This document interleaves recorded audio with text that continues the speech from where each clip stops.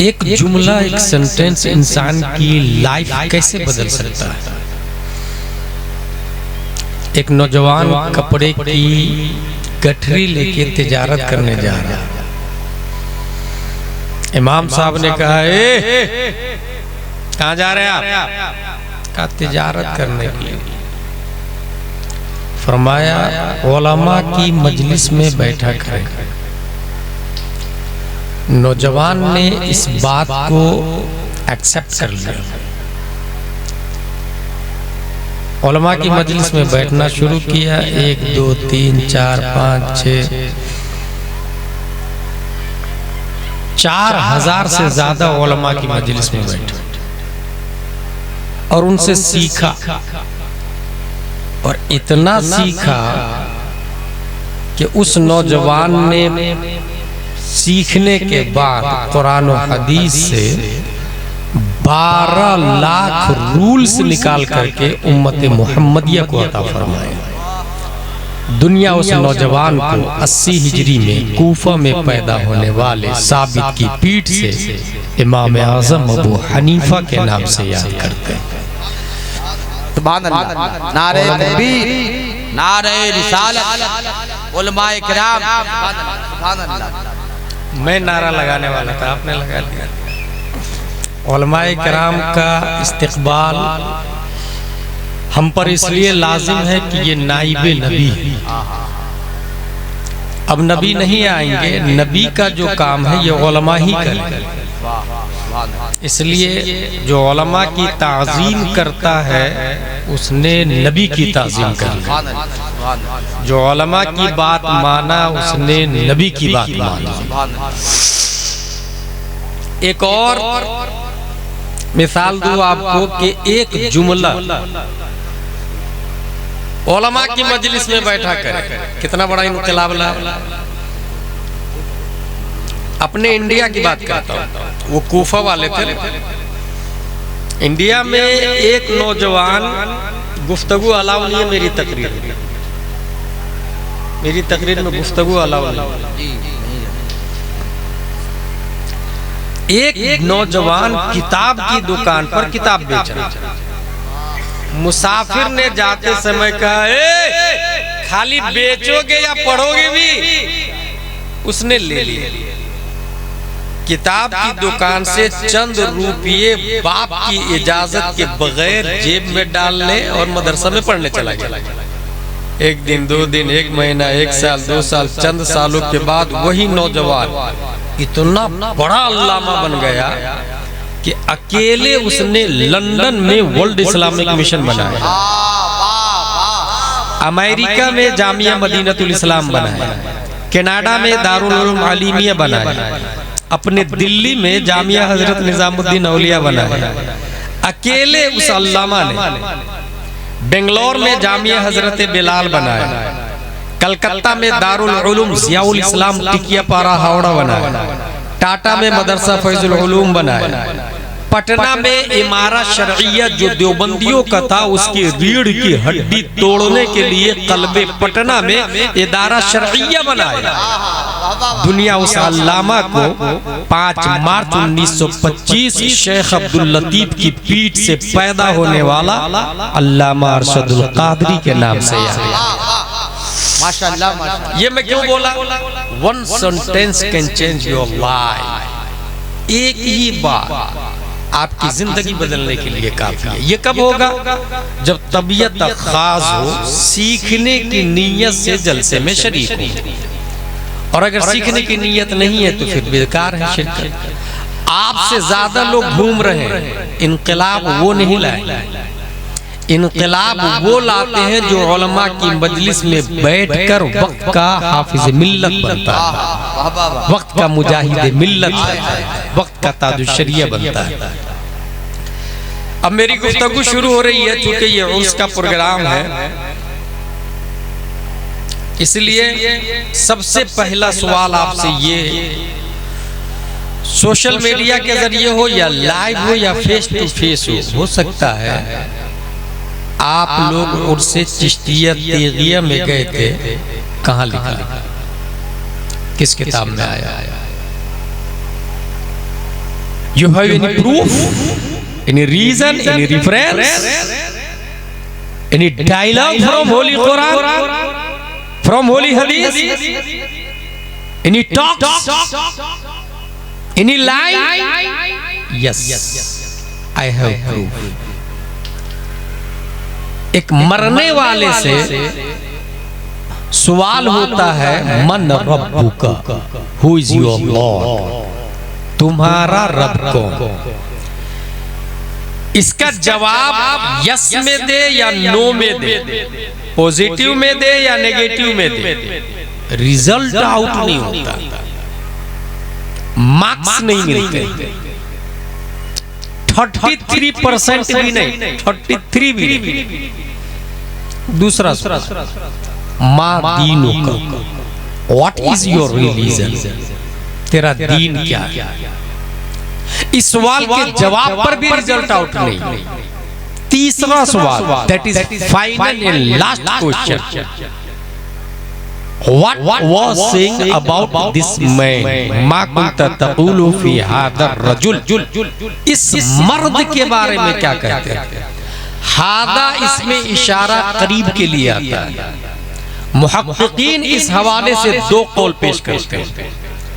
एक ये कि कब्र में मुर्दे के सामने जितने हिजाबात होते हैं वो सारे के सारे गुंबदे खजरा के नीचे तक तक उठा दिए जाते हैं।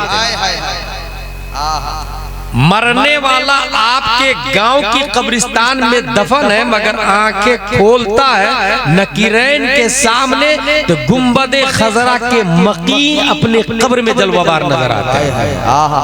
हादा से इशारा होता है। इस मर्द के बारे में क्या कहते हैं? क्योंकि हादा इसमें इशारा करीब के लिए आता, बईद के लिए नहीं आता। अगर दूर हो तो मा कुंता तक़ूलु फी ज़ालिका रजुल आना चाहिए, मगर हादर रजुल आता। इस मर्द के बारे में क्या कहते थे? एक तो कौल ये है, दूसरा कौल ये है कि वजह मुस्तफा, तस्वीर मुस्तफा दिखाई जाती है कि इस मर्द के बारे में क्या कहते हैं। हासिल पहले सवाल का जवाब दिया, रब्बी अल्लाह, मेरा रब अल्लाह है। जवाब याद कर लीजिएगा और ये भी ज़हन में रखिएगा कि इस तीनों सवाल का जवाब याद कर ले, रट ले आदमी तो कब्र में पास हो जाएगा। That's not fair. रटने से यूनिवर्सिटी में पास हो सकता है, कॉलेज में पास हो सकता है, स्कूल में पास हो सकता है, जमदाशाही, रोनाही, अशरफिया, जामियातुर रज़ा, मदीनतुल उलूम में पास हो सकता है। नाहु, सर्फ, बदी, मानी, हुस्न, तुब, तफसीर, उसूल फिक़्ह, हदीस में पास हो सकता है, मगर कब्र के नकीरैन के सवाल के जवाब में पास होने के लिए जिंदगी भर इश्क़े मुस्तफा शर्त है, मोहब्बत मुस्तफा शर्त है। अगर क्वेश्चन सुना भी नहीं, आंसर याद भी नहीं किया, मगर मोहब्बत मुस्तफा किया है तो ऑटोमेटिकली अरबी में नकीरैन के सवाल का धड़ाधड़ जवाब देता नजर आएगा। नारे तकबीर, नारे रिसालत, मोहब्बत के यार के दोनों हाथ उठाए गए, या रसूल अल्लाह, सब लोग या रसूल अल्लाह, या रसूल अल्लाह। रब्बी अल्लाह जवाब दिया, रिजल्ट क्यों नहीं आउट? मेरा रब अल्लाह है, ये सिर्फ मुसलमानों का जवाब नहीं। अगर सिर्फ मुसलमानों का जवाब होता तो 33 मार्क्स मिल सकते थे, मगर ये जवाब तो नेतन्याहू भी दे रहा, मेरा रब अल्लाह। ये जवाब तो डोनाल्ड ट्रंप भी दे रहा, मेरा रब अल्लाह। ये जवाब तो बाइडेन भी दे रहा, मेरा रब अल्लाह। दुनिया में सबसे ज्यादा तादाद क्रिश्चियनों की, उसका कहना है मेरा रब अल्लाह, मेरे नबी ईसा अलैहिस्सलाम। सबसे कम तादाद यहूदियों की, उसका कहना है मेरा रब अल्लाह, मेरे नबी मूसा अलैहिस्सलाम। इसलिए अल्लाह ने दूसरा सवाल रखवाया कि कहीं यहूदी तो नहीं है, नसरानी तो नहीं है, माँ दीनों का, तेरा दीन क्या है? जवाब दिया, मैं यहूदी नहीं, नसरानी नहीं हूं, दीन इस्लाम, मेरा दीन इस्लाम है। दीने मूसवी मेरा दीन नहीं, दीने ईसावी मेरा दीन नहीं, दीने मोहम्मदी मेरा दीन, दीन इस्लाम मेरा दीन इस्लाम। अब तो रिजल्ट आउट होना चाहिए। मेरा रब अल्लाह, मेरा दीन इस्लाम, दैट्स क्लियर। मगर नहीं, मेरा दीन इस्लाम है, ये भी मुसलमानों का जवाब नहीं। ये वहाबियों का भी कहना है मेरा दीन इस्लाम, ये मुनाफिकों का भी कहना है मेरा दीन इस्लाम, ये मुअतज़िला का भी कहना है मेरा दीन इस्लाम, ये शिया राफजी मौलाइयों का भी कहना है मेरा दीन इस्लाम, ये दयावना फिरक़े बातिला का भी कहना है मेरा दीन इस्लाम, ये नेजरी चकरालवियों का कहना भी है मेरा दीन इस्लाम। अहले हदीस भी बोलता मेरा दीन इस्लाम, नदवा वाले सहारनपुर वाले भी बोलते हैं मेरा दीन इस्लाम, भोपाल दिल्ली वाले भी बोलते हैं मेरा दीन इस्लाम। इसलिए अल्लाह ने इन फिरक़े बातिला को हटाने के लिए तीसरा सवाल रखवाया, मा कुंत तक़ूलु फी हाज़ा रजुल, इस मर्द के बारे में क्या कहते थे? ये कहते थे कि नबी मर के मिट्टी में मिल गए माज़अल्लाह, या फिर ये कहते थे तू जिंदा है वल्लाह, तू जिंदा है वल्लाह। इस मर्द के बारे में क्या कहते थे? ये अकीदा था इस मर्द के बारे में कि नबी अपनी बेटी फातिमा को भी जहन्नम के आग से नहीं बचा सके तो उम्मत को क्या बचाएंगे? या फिर ये अकीदा था एक मैं क्या, मेरे इश्या की हकीकत कितनी, मुझसे 100 लाख को काफी है इशारा तेरा। बता तेरा अकीदा क्या था? इस मर्द के बारे में क्या अकीदा था? क्या ये अकीदा था कि नबी किसी चीज के मालिको मुख्तार नहीं है, या फिर ये अकीदा था जहां में इनकी चलती है ये दम में कैसे क्या करते? बता इस मर्द के बारे में तेरा क्या अकीदा था? मा कुंत तक़ूलु फी हाज़ा रजुल। और किताबों में ये लिखा हुआ है कि जो शख्स नबी पर मन सल्ला अलैहि यौमल जुमुअह औ लैलतल जुमुअह क़दल्लाहु लहु मिया हाजा 70 मिन हवाइजिल आखिरह व 30 मिन हवाइजिद दुनिया थुम्मा युवक्किलुल्लाहु बिज़ालिका मलका इला आखिर। जुमा के दिन या जुमा की रात कोई नबी पर दुरूद शरीफ पढ़ ले तो फिरिश्ता उस दुरूद शरीफ को लेकर नबी की बारगाह में ऐसे पेश करते हैं जैसे पब्लिक अपने राजा को गिफ्ट दिया करती है। सुभान अल्लाह, सुभान अल्लाह। और फिर वो फिरिश्ता ये बोलते हैं या रसूल अल्लाह, आपकी उम्मत का फला आदमी है जो फला शहर, फला गांव, फला वार्ड में रहती है, ये आदमी फला जगह रहता है, इसके बाप का नाम ये है, दादा का नाम ये है, परदादा का नाम ये, लकड़दादा का नाम ये, छकड़दादा का नाम ये, हकड़दादा का नाम ये, क्योंकि हदीस शरीफ में बेइस्मे ही व नसबिही इला अशीरतिही का लफ्ज आया। बाप दादा परदादा, बाप दादा परदादा के बाप दादा परदादा के साथ नाम पेश किया जाता। और डाकिया एक बार पोस्ट लाने में गलती कर सकता है, इसलिए पोस्ट से जो चीज आती है कभी कभी रिटर्न हो जाती है, मगर फरिश्ते खता नहीं करते। ला यासुनल्लाह मा अमरहुम व यफअलून मा युमरून। वो खता से पाक, वो गुनाह से पाक, वो मासियत से पाक, वो मासूम। करेक्ट नाम, एग्जैक्ट लोकेशन के साथ फिरिश्ता नबी की बारगाह में। अब अगला जुमला ये है वो उख़ब्बितहु इंदी फी सहीफ़तिन बैदा, मैं उसको सफेद रजिस्टर में महफूज कर लेता। नबी फरमाते हैं सफेद रजिस्टर। मैं ये तकरीर डायरी में लिख के लाता हूँ क्योंकि मेरी मेमोरी पावर कमजोर, मैं इंसान, लेकिन नबी की मेमोरी पावर।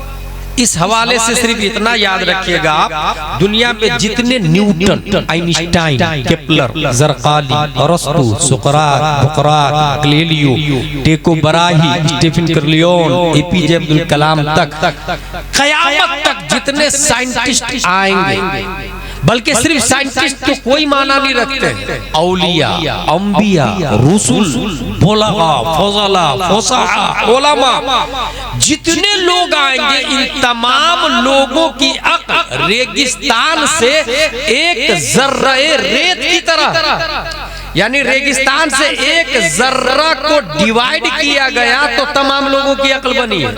सरापा रेगिस्तान से ज्यादा अल्लाह ने मुस्तफा को अक्ल अता फरमाई। सुभान अल्लाह, सुभान अल्लाह। इसलिए नबी की मेमोरी पावर के बारे में कोई कलाम नहीं करेगा। नबी की मेमोरी पावर के बारे में, नबी की मेमोरी पावर के हवाले से एक और मिसाल मैं देता हूं। अपने लोग कुत्ता बिल्ली छछूंदर की बात समझते नहीं समझते। फिर औलिया की बात, अंबिया की बात, अल्लाह का कलाम कैसे इजीली समझ लें। और ये हमारे नबी है जो अदना मखलूक की बात तो समझते ही समझते हैं, खाली के मखलूक का कलाम भी समझ लेते हैं हमारे। बल्कि अल्लाह ने अपने कलाम को कमा हक़हू समझाने के लिए आखिरी नबी बनाकर प्यारे मुस्तफा को पैदा किया। तो हमारे नबी का मेमोरी पावर इतना ज्यादा है, उसके बावजूद नबी फरमाते हैं वो सब्बितहु इंदी फी सहीफतिन बैदा, सफेद रजिस्टर में मैं महफूज कर लेता हूं। क्यों? नबी को तो जरूरत नहीं है ना, नबी है। अल्लाह तबारक व तआला ने मालिके कुल बना दिया है उनको। अगर वो समंदर को इशारा कर दे तो एप्पल जूस बन के आ जा, दरख्तों को इशारा कर दे तो बिन मौसम मैंगो ट्री बन के आ जा, पहाड़ों को इशारा कर दे हमारे नबी तो डायमंड गोल्ड सिल्वर में कन्वर्ट होके नबी के पीछे पीछे वॉकिंग करते हुए नजर आ। इसलिए नबी किसी चीज के मोहताज नहीं, नबी को जरूरत नहीं। फिर नबी ने सफेद रजिस्टर में महफूज करके क्यों रखा? क्योंकि जरूरत हमें, जिसने दुरूद पढ़ा उनको जरूरत। और कहां से जरूरत पड़ती है? सबसे ज्यादा इंसान को जरूरत पड़ती है कब्र से शुरू हो जाती है जरूरत उसकी। आला हज़रत फरमाते खड़े हैं मुनकर नकीर सर पर, न कोई हामी न कोई यावर, बता दो आकर मेरे पैगंबर के सख्त मुश्किल जवाब है। यहां से जरूरत पड़ जाती है। अब अंदाजा लगाए सवाल क्या हो रहा है। तीसरा सवाल, मा कुंते तक़ूलु फी हाज़ा रजुल, इस मर्द के बारे में क्या कहते थे? और उस मर्द के पास में सफेद रजिस्टर है जिसमें दुरूद पढ़ने वाले का नाम लिखा हुआ है। और पूरी दुनिया में जुमा के दिन खड़े होके जुमा की नमाज के बाद सलातो सलाम वहाबी नहीं पढ़ता, देवबंदी नहीं पढ़ता। लंदन से लेकर अमेरिका से लेकर भारत के कोने कोने तक जुमा के दिन खड़े होके सलातो सलाम सुन्नी सहीउल अकीदा पढ़ता है। गोया हर सुन्नी का नाम नबी की फाइल में लिखा हुआ। अब पूछा जा रहा है इस मर्द के बारे में क्या कहते थे?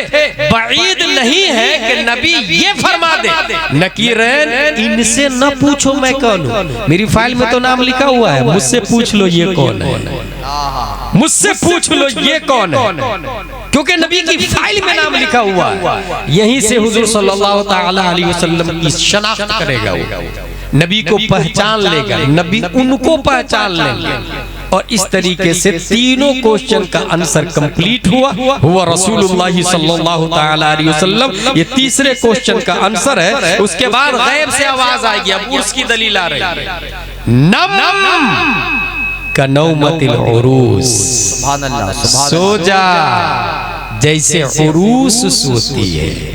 ये उरूस कहते हैं दुल्हन और अरीस कहते हैं दूल्हा। ये निकाह फॉर्म पे उलमाए किराम लिखे रहते हैं। अब तो कुछ कमेटी वाले हिंदी में लिखने लग गए दूल्हा की दस्तखत दुल्हन की दस्तखत, मगर उलमाए किराम दस्तखत अरूस दस्तखत अरीस। इसलिए मैं कहता हूँ कि उर्दू जिंदा है उलमा की वजह से। नबी को समझने और समझाने वाले अगर कोई कौम है तो वो कौम उलमा है, जमात उलमा है। अरूस कहते हैं दुल्हन। अच्छा, अरूस ये मुश्तक है। जैसे आपने आलिम का लफ्ज सुना होगा, आलिम ये मस्दर नहीं मुश्तक है, इल्म से बना। फाजिल ये फजल से बना। शारिफ ये शर्फ से बना। दाई ये दावत से बना। कारी ये क़िरत से बना। हाफिज ये हिफ्ज़ से बना, ये मस्दर। ऐसे ही क्रिकेटर क्रिकेट से बना। प्लेयर प्ले से बना। टीचर टीच से बना।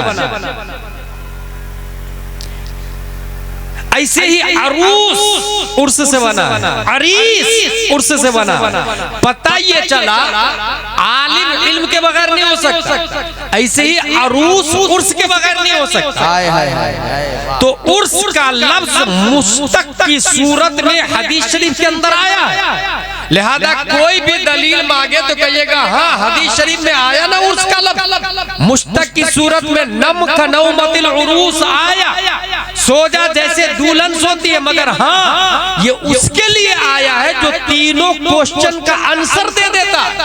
अगर तीनों क्वेश्चन का आंसर नहीं दिया तो नम कनौमतिल उरूस की आवाज नहीं आएगी। अब बात समझ में आई अशरफ अली थानवी का उर्स क्यों नहीं होता, क्योंकि तीनों सवालों का जवाब नहीं दिया। रशीद अहमद गंगोही का उर्स नहीं होता, तीनों क्वेश्चन का आंसर नहीं दिया। कासिम नानोतवी का उर्स नहीं होता, तीनों क्वेश्चन का आंसर नहीं दिया। ताहिर गयाबी का उर्स नहीं होता, तीनों सवालों का जवाब नहीं दिया। तीनों सवालों का जवाब गौसे आजम ने दिया है। आज भी 11वीं शरीफ होती है, तीनों सवालों का जवाब ख्वाजा गरीब नवाज ने दिया। आज भी 6ठी शरीफ होती है, तीनों सवालों का जवाब मखदूम सिमना ने दिया। आज भी उर्स अशरफ होता है, तीनों सवालों का जवाब आला हजरत ने दिया। आज भी उर्स रज़वी होता है, तीनों सवालों का जवाब मुफ्ती आजम ने दिया।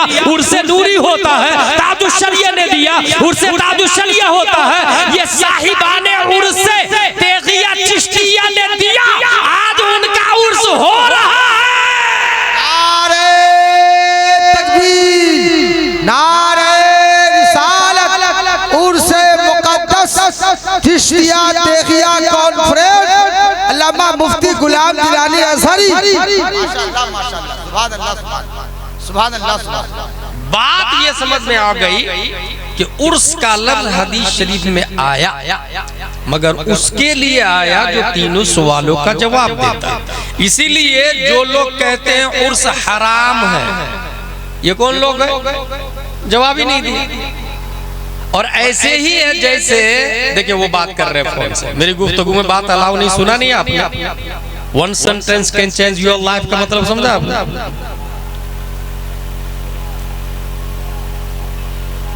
एक लंगूर अंगूर के गुच्छे को बार बार पकड़ने की कोशिश कर रहा है। किताब में आया, ये नर्सरी वाले सब जानते हैं। जब नहीं पकड़ पाया, try again again again again, बार बार ट्राई किया। जब नहीं पकड़ पाया तो क्या बोला? द ग्रेप्स वाज श्योर, अंगूर खट्टा है। तीनों सवाल का जवाब नहीं दिया। उर्स हुआ नहीं तो कहा उर्स हराम है। अल्हम्दुलिल्लाह रब्बिल आलमीन, सुन्नी सही उल अक़ीदा जवाब देते हैं और उन्हीं का उर्स होता है।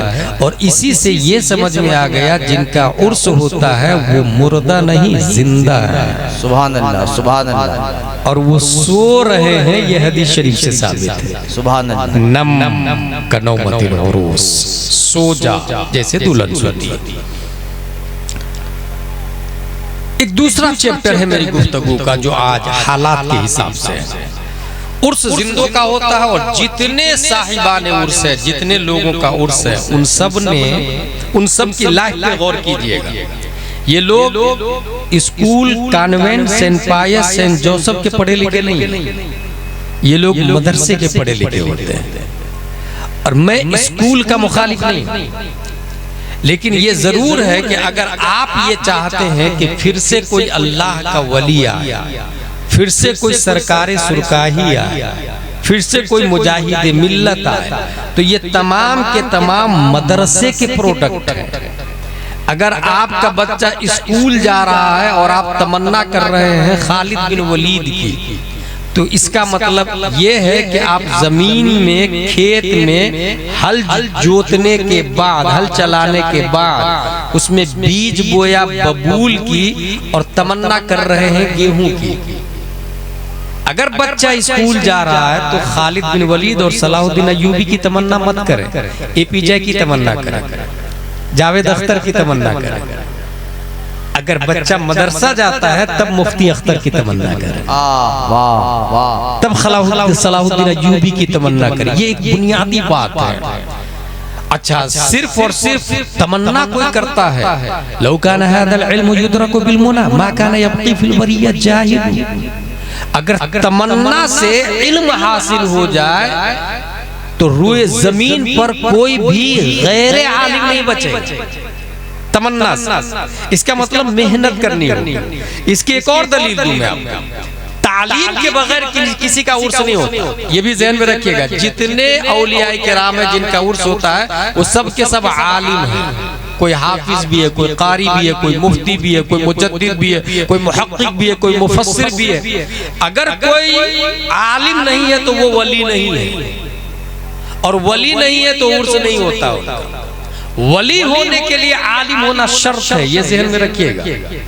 अब अगर कोई 10-15 अंगूठी पहन के बड़े बड़े बाल रख के मुरीद कर रहा और ये कह रहा है कि मैं अल्लाह का वली हूँ। अभी कुछ ही दिन पहले मैं झारखंड में एक जगह था, वहाँ एक पीर साहब आते हैं, वो कहते मैं अल्लाह का वली हूँ और कहते हैं कि नमाज फर्ज है ही नहीं। माज़ल्लाहि रब्बिल आलमीन। सब लोग बोले माज़ल्लाहि रब्बिल आलमीन। बोले पूरे कुरान में कहीं नहीं आया नमाज के बारे में, किताब में कहीं लिखा ही नहीं नमाज के बारे में। मैंने मुकम्मल तकरीर की है वहां पर। मैं यहाँ ये बता दूं आपको, वली होने के लिए आलिम होना शर्त है। और इल्म पर नबी ने कितनी तवज्जो दी इसका अंदाजा सिर्फ एक बात से लगाइए। इस्लाम की पहली जंग बद्र, हुजूर सल्लल्लाहु अलैहि वसल्लम जीते। जो लोग गिरफ्तार हुए थे उनसे ये कहा कि आप अगर आजाद होना चाहते हैं तो सहाबा को पढ़ाइए और आजाद हो जाइए। यही काबिल गौर पहलू है। जो नबी को मर्डर करने आया था, कितना घटिया आदमी होगा। रूए जमीन पर सबसे घटिया वो है जो नबी को कत्ल करे, या फिर वो जिसको नबी कत्ल करे। फिर से सुने, रूए जमीन पर सबसे बदतर वो है जो नबी को कत्ल करे, या फिर वो जिसे नबी कत्ल करे। ठीक है, नबी को कत्ल करने जो लोग आए, नबी उन्हें छोड़ रहे एजुकेशन के बदले। इसका नतीजा क्या निकलेगा? सुगरा कुबरा हद औसत गिराएंगे तो नतीजा ये निकलेगा कि Donald Trump, Biden, Netanyahu, Putin, Modi, Yogi, they are not dangerous for Muslims. Illiteracy, हमारी जहालत इनसे ज्यादा खतरनाक है। अल्लाह अल्लाह अल्लाह। नबी ने अपने कातिल को एजुकेशन के बदले छोड़ दिया। इसका मतलब एजुकेशन, ये जहालत को खत्म करने के बाद जो पावर, जो एनर्जी, जो ताकत आती है वो एजुकेशन। जहालत कातिल से ज्यादा खतरनाक है। अगर कोई तलवार से गर्दन उतार दे तो वो दुश्मन बड़ा दुश्मन नहीं, मुसलमानों के पास जो जिहालत है ये उससे ज्यादा खतरनाक दुश्मन। अल्लाह अल्लाह अल्लाह। कभी उस दुश्मन से तन्हाई में डरते हैं, आप रात में दरवाजा लगा के अपने अंदर जो जिहालत है उससे डरे कि ये हमें मार न डाले, ये हमारे ईमान को न छीन ले। नबी सल्लल्लाहु अलैहि वसल्लम ने किया। अच्छा, दूसरा पहलू ये है कि खुद हुजूर सल्लल्लाहु ताला अलैहि वसल्लम अगर ये दुआ करते, ऐ अल्लाह, कौन बात कर रहा है? देखिए इसको, देखिए इसको उठाए, बताए ना गुफ्तगू वाला।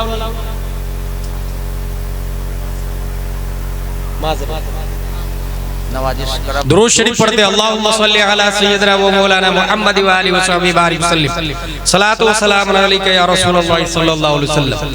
क्योंकि स्टेज सीखने और सिखाने के है, और यही वजह है कि भारत के बहुत सारे स्टेजों का हाल बहुत बुरा हो गया। चारों तरफ थूकना, गुटखा खाना, ये स्टेज का सेवा नहीं था। बातें करना ये स्टेज का सेवा नहीं था।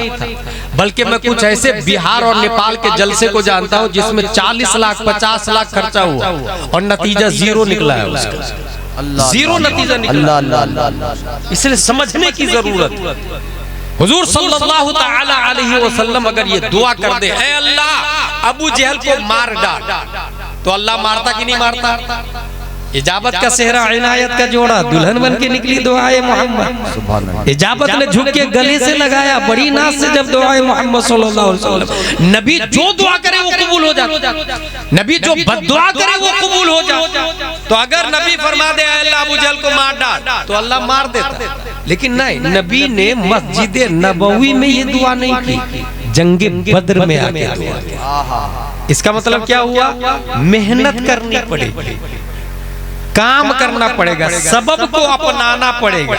बच्चे को पढ़ाई के लिए, खुद को पढ़ाई के लिए खुद को मस्जिद में ले जाना होगा, खुद को मदरसे में ले जाना होगा, खुद को मुताल्लिम बनाना होगा। फिर ये दुआ करनी होगी, ऐ अल्लाह सरकारे सुरकाही फिर से पैदा फरमा, मुजाहिद मिल्लत फिर से पैदा फरमा।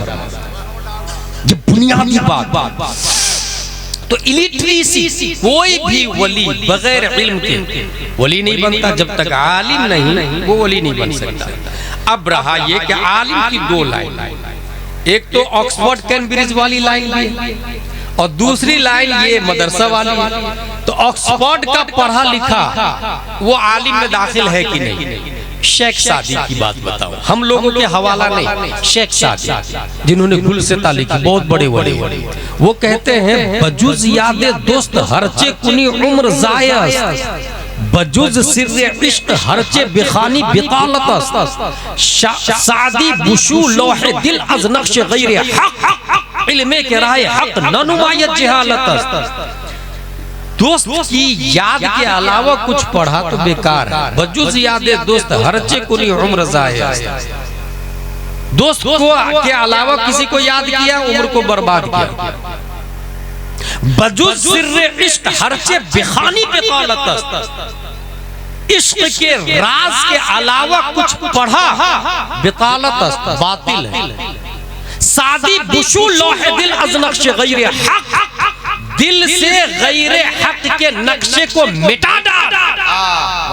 इल्मे के राय हक न नुमायत जहालत, जो इल्म हक का पता न बताए, ऑक्सफोर्ड हो, कैम्ब्रिज हो, जेएनयू हो, जेएमयू हो, लिटिल फ्लावर हो, कॉन्वेंट हो, सेंट पायस हो, सेंट जोसेफ हो, डकातेरा हो, प्रोफेसर हो, वाइस चांसलर हो, बीएड हो, डीएड हो, बीयूएमएस हो, बीएमएस हो, एमबीबीएस हो, एमडी हो, डीएम हो, अगर हक का पता उसका इल्म नहीं बताता वो आलिम नहीं है।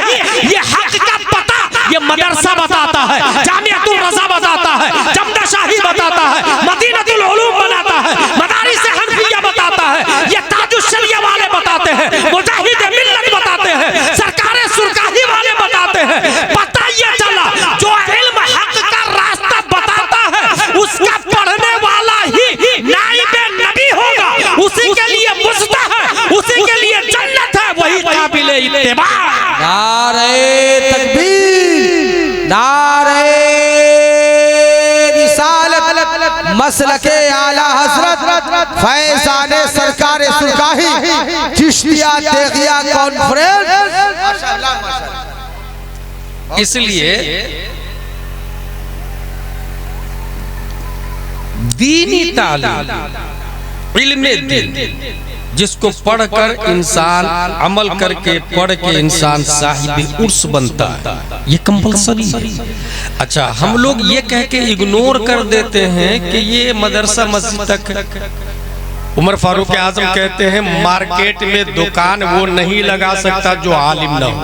अल्लाह अल्लाह अल्लाह अल्लाह। दुकान खोलना ही जायज नहीं मार्केट में, जो फकीह नहीं वो दुकान नहीं खोल सकता। लाइसेंस ही नहीं देते थे उमर फारूक आजम, अल्लाह, क्योंकि नाप तौल में कमी करेगा, गैर आलिम होगा तो झूठ बोलेगा। ये बहुत अच्छा कपड़ा ले लीजिए ना, मेरे घर वाले भी यही कपड़ा पहनते हैं। हराम है झूठ बोलना भाई, मेरी तो खरीदी भी 500 की नहीं है, हराम है भाई झूठ बोलना। रज़्ज़ाक़ अल्लाह है, इस पर ईमान नहीं। मुझे बहुत अच्छे से एक बात याद है, आपने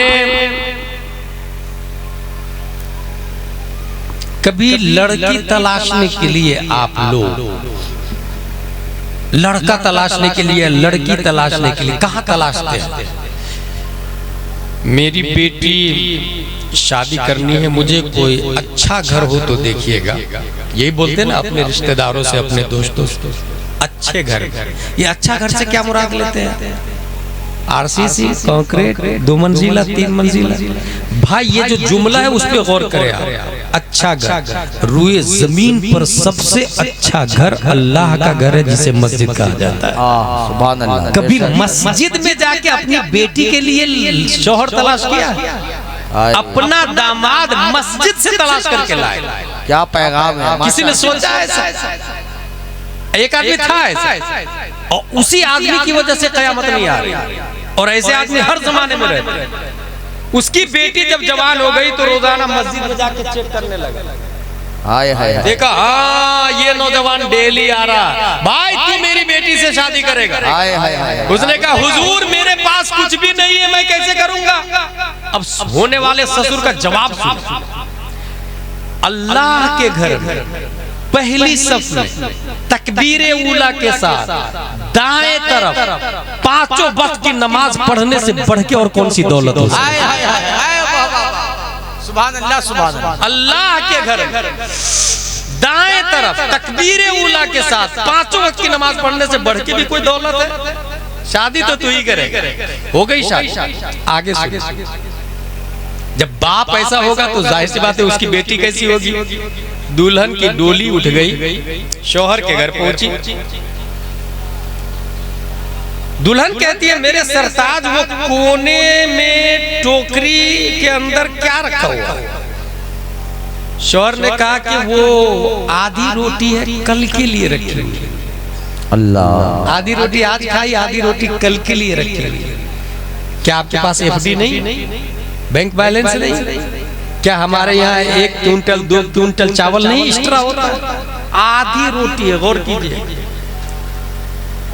वो दुल्हन कहती है मेरी डोली को फौरन वापस लौटा दी जाए। अल्लाह अल्लाह अल्लाह अल्लाह। है। कहा क्यों? कहा इसलिए कि एक परिंदा दिन भर खाना खाता, कल के लिए घोंसले में जमा नहीं करता, क्योंकि उसका ईमान है, अकीदा है, जो अल्लाह आज खाना दिया है वो अल्लाह कल भी जिंदा रहेगा और वही खाना देगा। तो आपका ईमान तो परिंदों से कमजोर है। मेरी डोली उस घर में नहीं रहेगी जिसका ईमान परिंदों से कमजोर हो। अल्लाहु अकबर कबीरा। पता ये चला वो इंसान जो कल के लिए अल्लाह पे भरोसा रख के स्टोर नहीं करता, उस इंसान से कमाल वाला है, अफजलो आला ईमान वाला है जो इंसान लाखों रुपया बैंक में रखता है, क्योंकि उसका ईमान कंप्लीट नहीं है। यही वजह है कि प्यारे मुस्तफा मालिके कुल है मगर मालिके निसाब नहीं है। कभी नबी पे ज़कात फर्ज नहीं हुई है, कभी इतना पैसा नबी ने नहीं जमा किया अपने पास जिसकी बुनियाद पे ज़कात फर्ज हो जाए। दूसरी बात ये भी सुने, हुजूर सल्लल्लाहु अलैहि वसल्लम इरशाद फरमाते हैं एक गरीब अमीर से 500 साल पहले जन्नत में चला जाएगा, क्योंकि अमीर को हिसाब देना पड़ेगा, लाया कहां से, खर्चा कहां किया, झूठ कितना बोला, हरामकारी क्या किया, हरामखोरी क्या किया, कितने कदम गलती की तरफ ले गए। मगर एक गरीब शॉर्ट एंड स्वीट में हिसाब देगा, बुजुर्गों के साथ जन्नत में चला जाएगा। वाह, नारे तकबीर, नारे रिसालत, फैज़ाने मखदूम बिहारी, फैज़ाने सरकारे सुरगाही, चिश्तिया तेगिया कॉन्फ्रेंस, सरजमीन फतेहाबाद शरीफ। माशाअल्लाह, बहुत क्या आप अकाबिरीन की हिस्ट्री देख के सरकारे सुरगाही कितनी प्रॉपर्टी है। हुजूर मखदूम सिमना सल्तनत को जूती की नोक पर उड़ा करके इंडिया तशरीफ लाए। बुजुर्गान दिन कभी हुजूर मुजाहिद मिल्लत की हिस्ट्री हमारे उलमाए किराम जानते हैं। वो खुद मदरसे में पढ़ाते थे, झुपड़पट्टी में रहते थे, और एक दिन बाबरचंद चली गई तो अपनी बीवी को कहते हैं कि बाबरचंद चली गई है, आप आके खाना बना दीजिएगा। जबकि रईस आजम उड़ीसा कहा जाता है, उनकी जमीन में कई किलोमीटर तक ट्रेनें चला करती। उनका हाल ये, मदरसे में आके खाना बना। बीवी जाहिर सी बात है अगर वो आखिरत पसंद होगी फौरन उन्होंने कबूल किया, कहा क्यों नहीं, मैं आती हूँ। और बीवी खाना बना रही थी और वो पढ़ा रहा था। अल्लाह अल्लाह। ये है मुजाहिद मिल्लत अलैहि रहमतुल्लाह हासिल।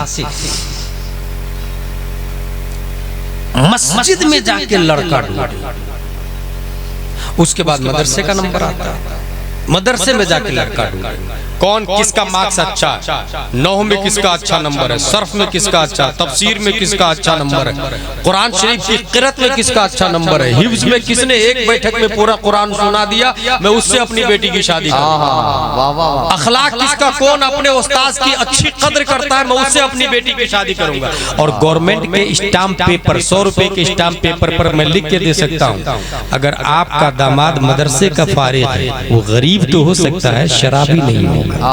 वाह वाह वो गरीब तो हो सकता है वहाबी नहीं होगा, वाह। वो गरीब तो हो सकता है जुआरी नहीं होगा, और एक आलिम से ज्यादा खुश अपनी बीवी को कोई रख भी नहीं सकता। हाँ, और अगर बीवी ही बदचलन बद कैरेक्टर हो तो जाहिर सी बात है, अगर कुत्ता बिल्ली छछुंदर में जिंदगी गुजारने की आदत हो, नजासत गलीजा में जिंदगी गुजारने की आदत हो, तो उलमा की सोबत हजम भी नहीं होती। हासिल हुजूर सल्लल्लाहु ताला अलैहि वसल्लम के नायब आलिम दीन, तो मदरसे में दामाद को, मस्जिद में दामाद को तलाश करें। अच्छा, बहू कहां से लाएंगे? हिस्ट्री की किताब उठा के देखें, जिसकी भी बहू जींस पैंट टी शर्ट वाली, तो एक चीज तो कॉमन है जो आपको भी समझ में आएगी।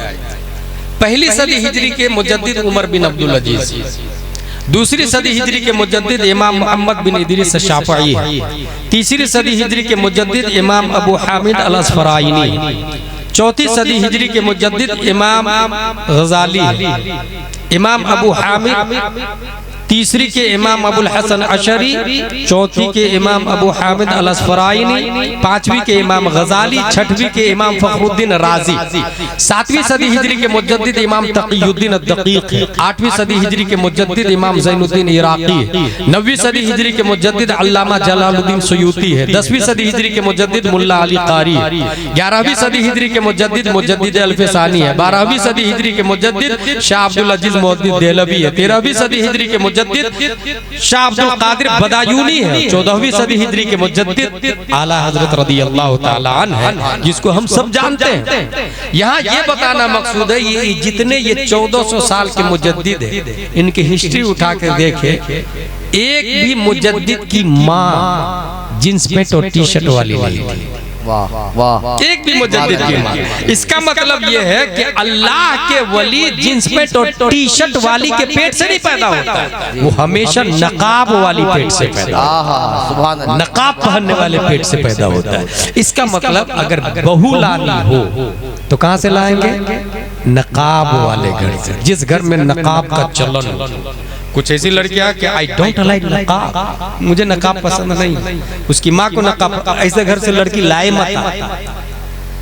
और बहुत आसान तरीका आजकल लड़कियों के मदरसे भी खुल गए, वहां पता करा कहाँ की बच्चियां पढ़ती है वो खबर लग जाती है इजीली, वहां से बच्चियां लेकर के आए।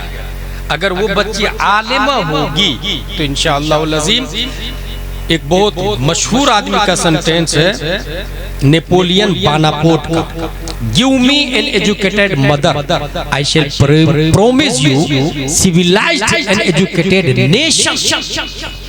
आप मुझे एक पढ़ी लिखी माँ दे, मैं आपको एक एजुकेटेड और मुहज़्ज़ब गांव अता करूंगा, समाज अता करूंगा। यानी एक माँ अगर पढ़ी लिखी हो तो नस्लों पर उसके इल्म का असर रहता है, नस्लों पर। इसलिए जो बहू लाएंगे वो पढ़ी लिखी लाएंगे। और इसका एक सबसे बड़ा फायदा ये होगा कि जिसकी बच्ची दीनी तालीम जानती है वो बच्चियां कभी काफिर के साथ भाग करके शादी नहीं करती। हिंदुस्तान में इस वक्त बहुत स्पीड से लड़कियां मुर्तद हो रही हैं, स्पीड, और लड़के मुल्हिद हो रहे हैं। लड़कियां क्या हो रही है? मुर्तद, काफिर, बीएफ के साथ भाग के शादी कर, और लड़के क्या हो रहे हैं? मुल्हिद। जैसे जावेद अख्तर, ऐसा नहीं कि वो जाहिल है, पढ़ा लिखा, पट कॉन्वेंट से, सेंट पायस, सीबीएसई पढ़ा। इसका मतलब ये हुआ अल्लाह एक है, ये तालीम मदरसों में दी जाती है। अब अगर आप ये चाहते कि आपका बच्चा मुल्हिद न बने तो सिर्फ इंग्लिश न पढ़ाए, इंग्लिश के साथ साथ में अरबी उर्दू लाजिमन। और बहुत आसान तरीका, आप कहेंगे कैसे टाइम नहीं मिलता है, सीधा एक फार्मूला बता रहा हूं। हर तरीका अपडेट हो रहा है, इसको भी अपडेट कर, पैकेज सिस्टम निकाल। आलिम साहब को फोन लगे, इमाम साहब 10,000 रुपये दूंगा, मेरी 2 बेटियां और 1 बेटा है, तीनों को 3 महीने में अरबी सिखा। पैकेज 3 महीने में अरबी सिखाए 10,000 रुपया, और 6 महीने में उर्दू अरबी दोनों सिखा दे 10,000 रुपया, 20,000 रुपया दूंगा। पैकेज दे उनको, टाइम वो निकालेंगे, वो पढ़ाएंगे। फायदा क्या होगा? उस 20,000 से आपकी आखिरत, बच्चों का इल्हाद से दूर होना, कुफ्र शिर्क से दूर होना, वो सब 20,000 रुपए के अंदर आ जाए। और इधर इमाम साहब का भी भला हो जाएगा, वो झूठ बोल के पैसा नहीं कमाएंगे। वो तावीज के नाम पर, अभी जो तावीज लेने के लिए देखे ना कितनी भीड़ लगती है तावीज के लिए, मसला सीखने के लिए भीड़। किसी गांव में मुफ्ती आ जाए, अभी मौलाना हाशिम मिसबाही साहब आए हुए हैं, कौन से मदरसे से? मदीनतुल उलूम नाम है ना। हाँ, कितने लोग गए मसला पूछने के लिए, और अगर कोई बाबा आ जाते तो लाइन से तावीज लेने के लिए चले जाते। दैट्स मादियत, इसी को कहते हैं साइकोलॉजी बीमार। वो सीधे बाबा बोलेगा, हाँ चेक किया मैंने, तुम्हारे ऊपर पूरा शमशान घाट है जी, 10,000 रुपया लगेंगे, धड़ाक से दे भी देगा 10,000 रुपया। बाबा जल्दी से ठीक कर दीजिए ना, पीर साहब जल्दी से ठीक कर दीजिए ना। जबकि आला हजरत फतावा रज़विया में एक तावीज देते हैं कि दुनिया में नमाज से बढ़ के कोई तावीज ही नहीं। वाह वाह, क्या कहा आला हजरत ने? नमाज से बढ़ के कोई तावीज नहीं। वो जो बाबा है वो खुद ही नमाज नहीं पढ़ता, तो आपको बताएगा कहां से? नमाज के टाइम तो 10,000 देके वो तावीज लिखता रहता, बेवकूफ बनाता रहता, जिन्नात को भगाता रहता। और जिन्नात भागने वाला, इंसान नहीं भागता उससे, तो उससे जिन्नात भाग जाएगा। ये सिर्फ लॉलीपॉप और लेग पीस है, बताया ना मैं आपको, साइकोलॉजी है। इंसान को नहीं भगा सकता। अगर जिन्नात को भगाना रियल में हकीकत होता तो इस गांव से वहाबी को भगा के बता, देवबंदी को भगा दे। इंसान को भगाना आसान है या जिन्नात को भगाना आसान है? जो दिखता है उसको भगाना आसान है ना, जो नहीं दिखता उसको भगाना बहुत मुश्किल है। जो दिख रहा है गुस्ताखे रसूल, उसको नहीं भगा पाया अपने गांव से, तो वहाँ वो जिन्नात को कैसे भगा पाएगा भाई? वो सिर्फ बेवकूफ बनाता। अच्छा, पैसे वाले भी इतने बड़े बेवकूफ कि 1 करोड़ रुपया है तो 1 लाख देने में क्या लगता है? मैंने नाजरा खां ताबीज वाले को देखा, फॉर्च्यूनर में चल रहा, नाजरा खां ताबीज वाला, यानी ढंग से कुरान शरीफ नहीं पढ़ सकता देख करके, वो फॉर्च्यूनर में चल रहा, और 10 साल पढ़ के मुफ्ती बन के, मिसबाही बन के आके इमामत करने वाला साइकिल ही पे है अभी। कम आकिलिन आकिलिन आयत मज़ाहिबुहु कम जाहिलिन जाहिलिन तलक़ाहु मरज़ूक़ा अहाज़ा अल्लज़ी तरकल अवहाम हायरतन व सज्जरल आलिम निहरीर ज़िंदीक़ा। इसीलिए दुरूसुल बलागा के अंदर आया। ये समझने वाली बात, इसके जिम्मेदार हम लोग।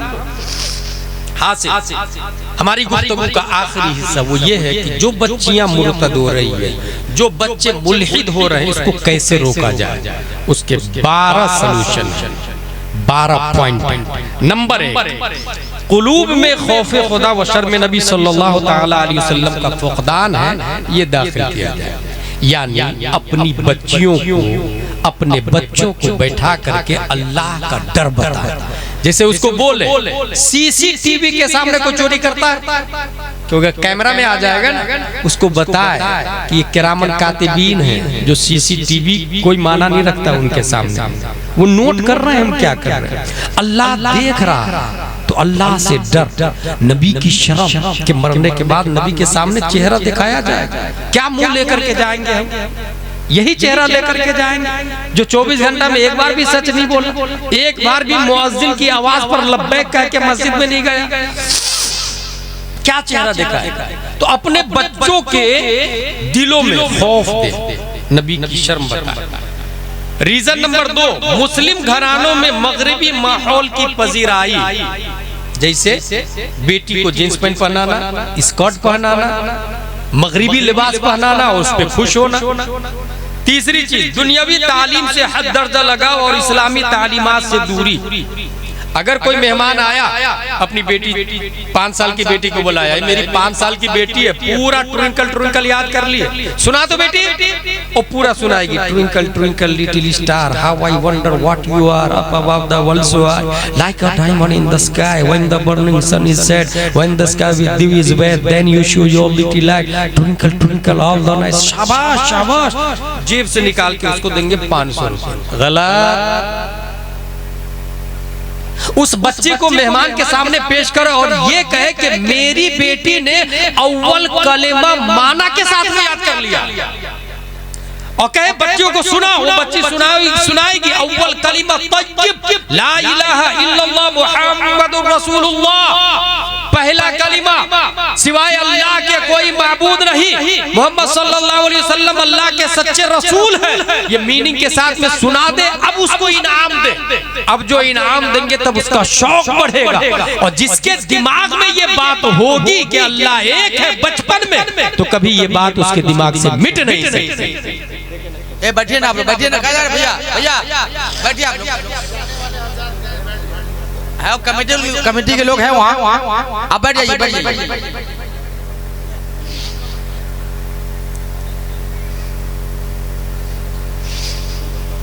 ए भाई साहब, ओ भैया भैया कहाँ जा रहे हैं? बैठिए बैठिए बैठिए, एक बार दोनों हाथ उठाए, मोहब्बत से कहिए या रसूल अल्लाह। शैतान भाग जाएंगे, मोहब्बत से कहिए या रसूल अल्लाह, या रसूल अल्लाह, या रसूल अल्लाह।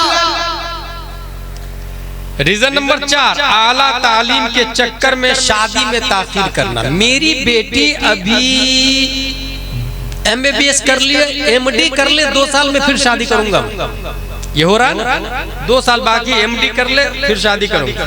अब भाई उसकी उम्र हो चुकी है 30 साल, 2 साल और 32 साल, बालिग हो जाती है 9 साल से, वो बॉयफ्रेंड के साथ भागेगी नहीं?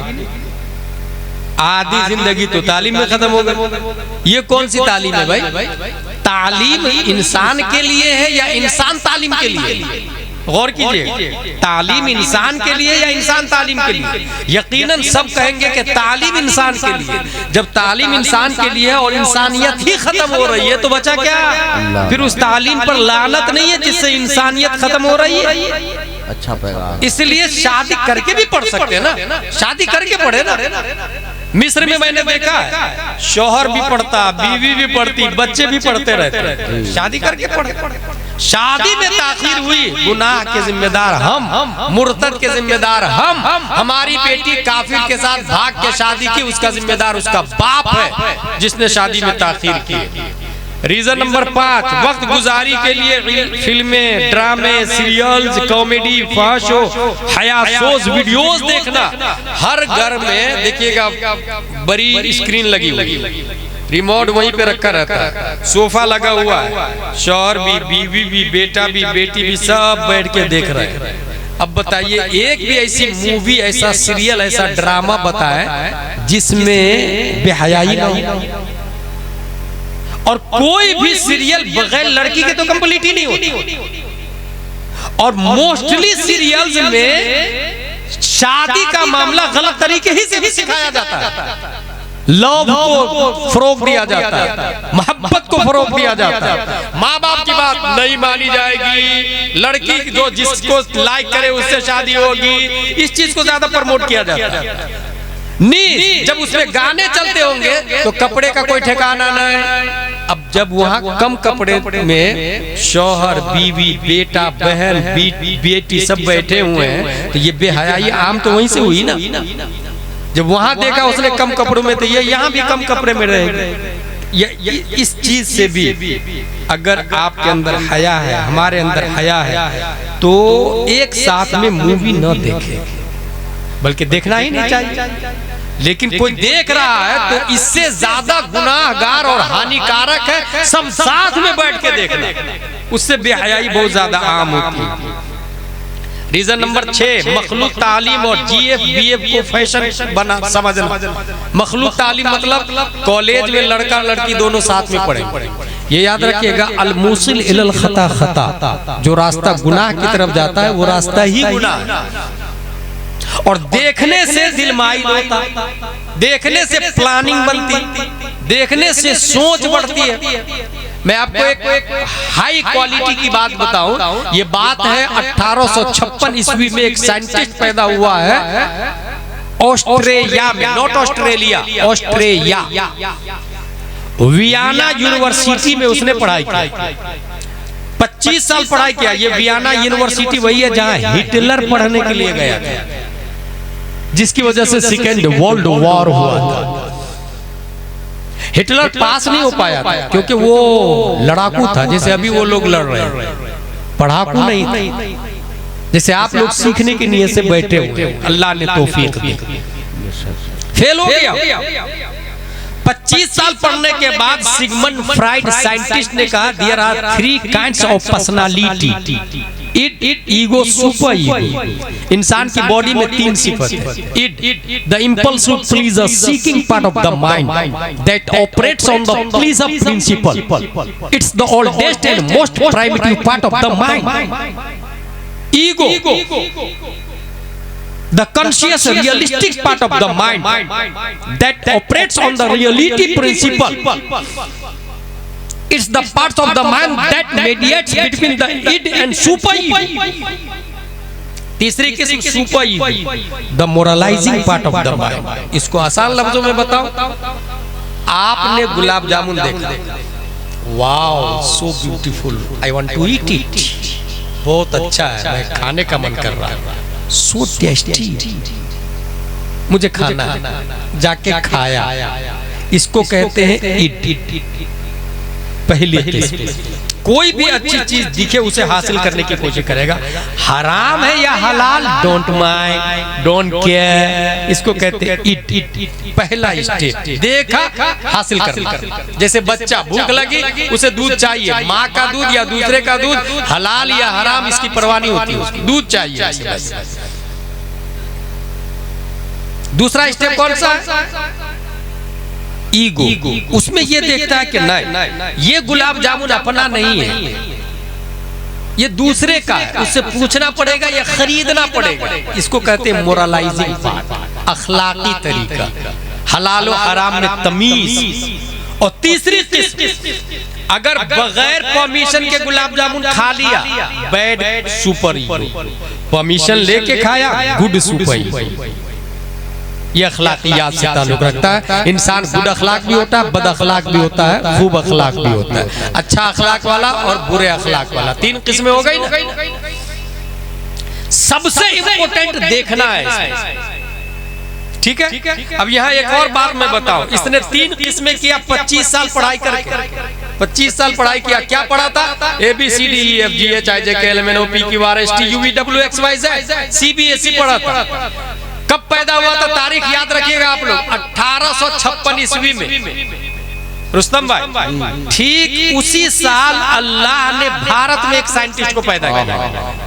1856 ईस्वी में एक साइंटिस्ट को भारत में पैदा किया, और वो साइंटिस्ट ABCD पढ़ने नहीं गया, स्कूल कॉलेज भी नहीं गया, किसी बड़े मदरसे में भी नहीं गया, अपनी माँ से पढ़ा, अपने बाप से पढ़ा। उम्र थी सिर्फ 3 से 4 साल की, सामने से तवाइफ की जमात जा रही थी। उस 3 साल के बच्चे ने दामन उठाया, आंखों को छुपा लिया। तवाइफ की जमात ने कहा, वाह रे मियाँ, जिसे छुपाना चाहिए उसे खोल दिया, जिसे खुला रहने देना था उसे छुपा दिया। 3 साल का बच्चा बोलता, सुनो, पहले नजर बहकती है, फिर दिल बहकता है, फिर इंसान गुनाह करता है। ये 3 किस्में करने वाला सिगमंड फ्राइड का मुंह तोड़ जवाब देने वाला, ABCD और CBSE पैटेंट के ताबूत पर आखिरी कील ठोकने वाला कोई और नहीं, 10 शव्वाल 1272 हिजरी 14 जून 1856 ईस्वी में बरेली की धरती पर तमाम सवालों का जवाब बनकर नकी अली खां की पीठ से पैदा होने वाला, सुन्नियों की आन बान शान इमाम अहमद रजा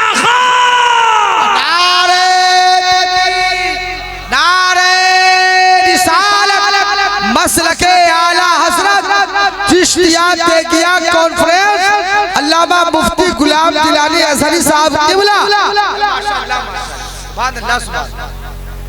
इससे ये तो समझ में आया कि देखना फर्स्ट स्टेप है, उसके बाद ही इंसान बहकता है।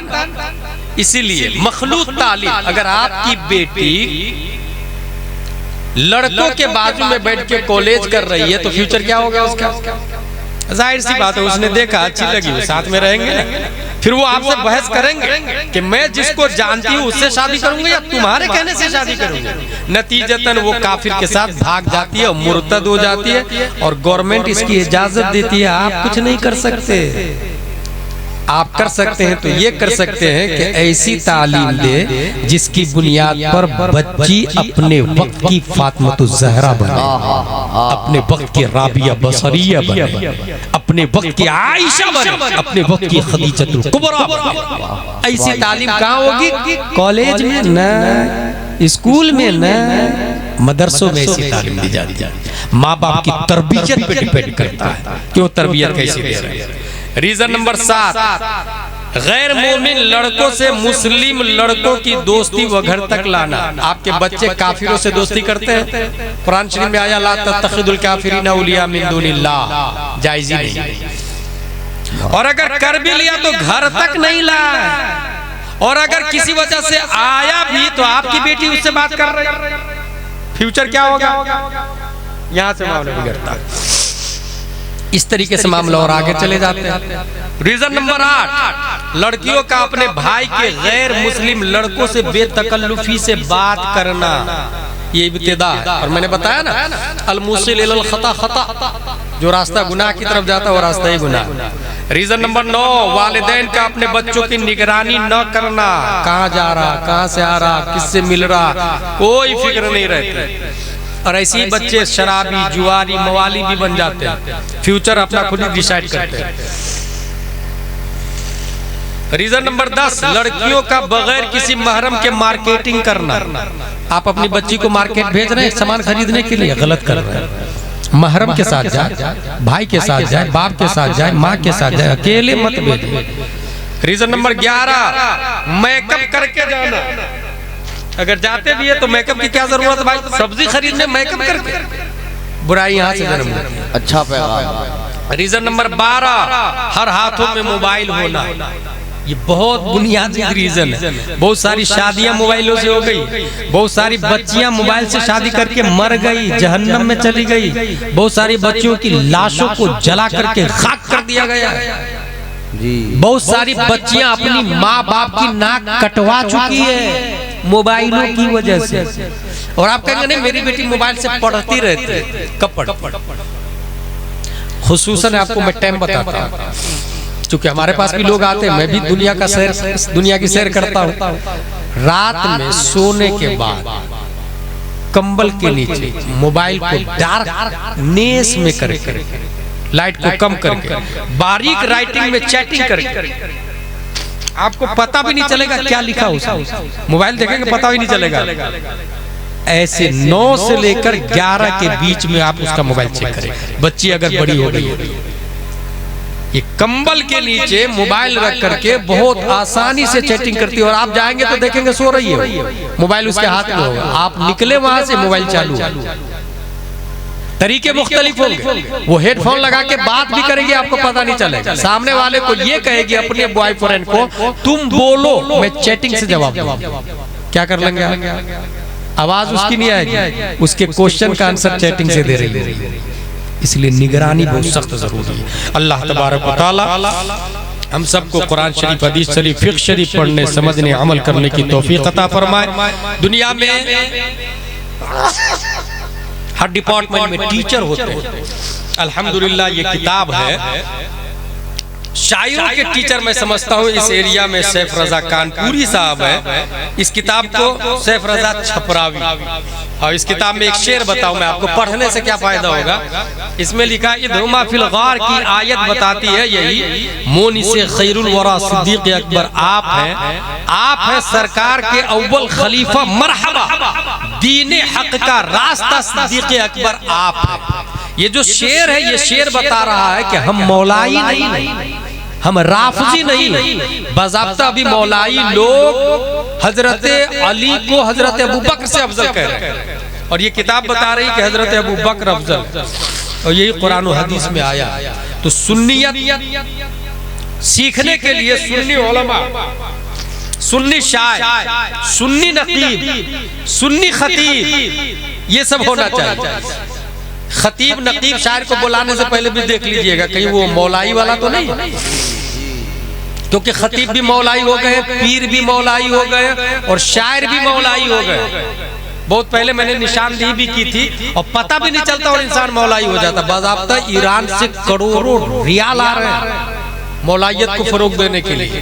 और ये मौलाइयत है क्या? राफजियों का छोटा भाई है। वो राफजियों की तरह, पहली बात हम लोग को यही नहीं पता राफजियों का अकीदा क्या है, वो एक अलग चैप्टर। लेकिन मौलाई ये कहेंगे कि हम सब ठीक है, बराबर बराबर, बस आप अबू बकर को अच्छा कहते हैं, मैं हजरत अली को सबसे बड़ा कहता हूँ। यहीं से गुमराही शुरू होती है। और जो हजरत अली को अफजल कहता है अबू बकर से, वो अमीर मुआविया को गालियां दे रहा है माज़अल्लाह रब्बिल।